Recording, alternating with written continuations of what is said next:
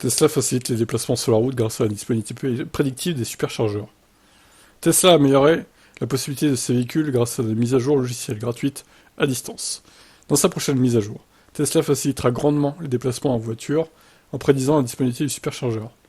Tesla a la capacité unique de pouvoir surveiller l'état de son réseau en temps réel.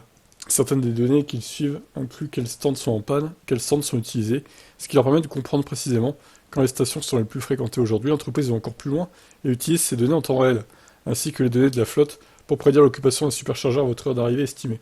Sa disponibilité prédictive du chargeur est incluse dans la mise à jour logicielle 2023-38, dont le déploiement vient de commencer cette semaine.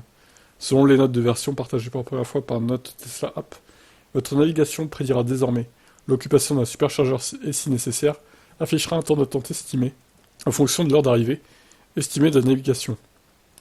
Les superchargeurs prévoient désormais la disponibilité et le temps d'attente en prenant en compte le temps de trajet pour vous et les autres véhicules Tesla en route, ainsi que l'activité passée sur ce superchargeur. Ah ouais, ça c'est pas mal. On a l'impression que ça commence à se connecter entre elles, les Tesla, du coup. Parce que par exemple, s'il y a une Tesla qui fait le même chemin que vous, enfin qui va passer par ce superchargeur, l'ordinateur de bord va peut-être estimer qu'il va s'arrêter à ce superchargeur et donc il sera inclus dans la prédiction, quoi, ce véhicule. C'est vraiment pas mal, hein.